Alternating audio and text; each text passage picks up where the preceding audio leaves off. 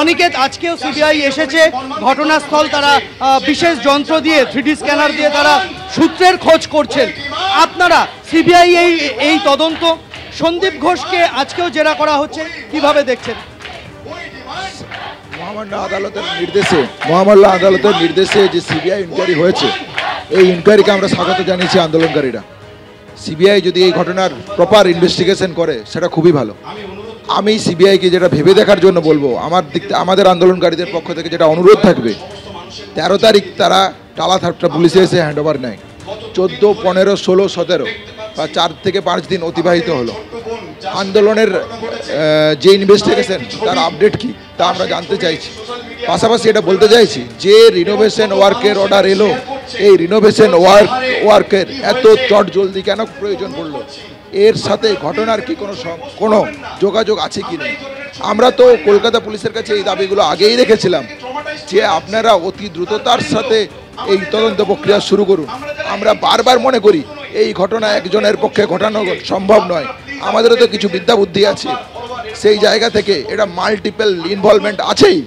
সেই multiple involvement যদি থাকে তাহলে কে বা কারা, কিভাবে এই হলো, এই ঘটনার পিছনে উদ্দেশ্য কি ছিল। কেউ তো একজনকে এইভাবে rape by followed by murder এরকম হতে পারে না। তাহলে এই ঘটনার পিছনে উদ্দেশ্য কি ছিল, সমস্ত কিছু সিবিআই তদন্ত করে ভেবে দেখুক।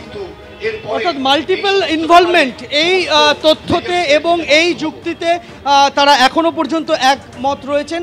সেই মাল্টিপল ইনভলভমেন্ট খুঁজে বার করুক তদন্তকারীরা, এমনটাই চাইছেন আন্দোলনকারীরা। একেবারে সন্দীপ, তুমি আমাদের সঙ্গে থাকো, আমি আবিরের কাছে আপনাদের নিয়ে যাবো, কারণ ইতিমধ্যেই বেশ কিছুটা সময় অতিক্রান্ত। গতকালও ম্যারাথন জিজ্ঞাসাবাদ হয়েছে সন্দীপ ঘোষের, আজও তিনি পৌঁছে গিয়েছেন সিজিও কমপ্লেক্সে, জিজ্ঞাসাবাদ চলছে। আবির, এখানেই জানতে চাইবো, একদিকে জিজ্ঞাসাবাদ চলছে আর অন্যদিকে 3D স্ক্যানার দিয়ে ছবি তোলা, মাপজোকের কাজ, একেবারে প্লেস অফ অকারেন্স, সেখানে বারবার পৌঁছে যাচ্ছেন সিবিআই আধিকারিকরা। কোথাও বয়ানের সঙ্গে এই সমস্ত তথ্য প্রমাণ কি তারা মিলিয়ে দেখার চেষ্টা করছেন? দেখো, একেবারে এই যে 3D স্ক্যানারের কথা তুমি বললে, এর আগে আমরা দেখেছি যে সন্দেশখালীর যখন তদন্ত করছিল সিবিআই, তখনও তারা সেটা ব্যবহার করেছিল। এছাড়াও দেখা গেছে বকটু এর সময়ও তারা প্রথম ব্যবহার করেছিল। কলকাতা শহরে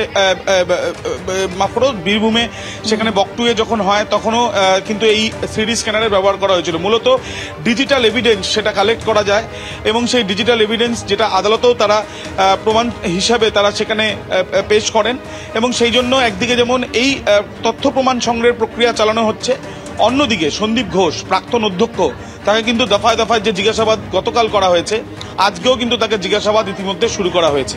তোমায় জানিয়ে রাখি, ফরেন্সিক বিভাগের, আর.জি. কর মেডিকেল কলেজ হাসপাতালের ফরেন্সিক বিভাগের একজন চিকিৎসক, যিনি ওই ডাক্তারি পড়ুয়ার যে ময়নাতদন্ত এবং রিপোর্ট তৈরির ক্ষেত্রে যারা যারা ছিলেন তাদের মধ্যে অন্যতম, তিনি কিন্তু আজকে এসেছেন। এর আগেও তাকে কিন্তু দেখা গিয়েছিল গত পরশুদিন তিনি জিজ্ঞাসাবাদের সম্মুখীন হয়েছিলেন এবং আজকেও ফের তাকে ডাকা হয়েছে এবং তিনি এসে পৌঁছেছেন সিজিও কমপ্লেক্সে এবং এখানে সিবিআই আধিকারিকরা তার কাছ থেকে তার বয়ান নেবেন। মূলত এটাও একটা বিষয় যে পোস্টমর্টম নিয়েও কিন্তু একটা প্রশ্ন পরিবারের তরফ থেকে বা বিভিন্ন মহল থেকে উঠেছিল। সেই বিষয় নিয়েও কিন্তু নিশ্চিতভাবে তারা জানতে চান যে পোস্টমর্টম যখন হয়েছিল সেটা কোন সময় হয়েছিল এবং তার পরবর্তীকালে যে রিপোর্ট এসছে সেই রিপোর্ট প্রাইমারিলি কি দেখা গিয়েছিল, এই সমস্ত বিষয় জানার জন্যই ওই চিকিৎসকের সঙ্গে কথা বলছেন সিবিআই এর আধিকারিকেরা।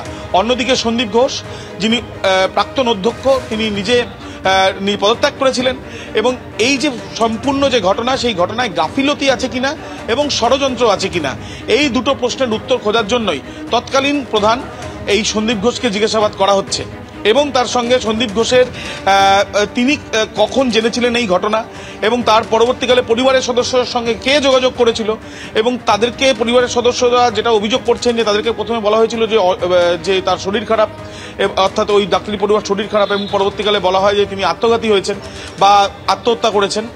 এই দুটো ক্ষেত্রে এই দুটো কে বলেছিল বা কখন বলেছিল, কোন মর্মে বলেছিল, এই একাধিক প্রশ্নের উত্তর জানার জন্যই কিন্তু সন্দীপ ঘোষকে জিজ্ঞাসাবাদ করা হচ্ছে বলে সূত্র মারফত জানা যাচ্ছে।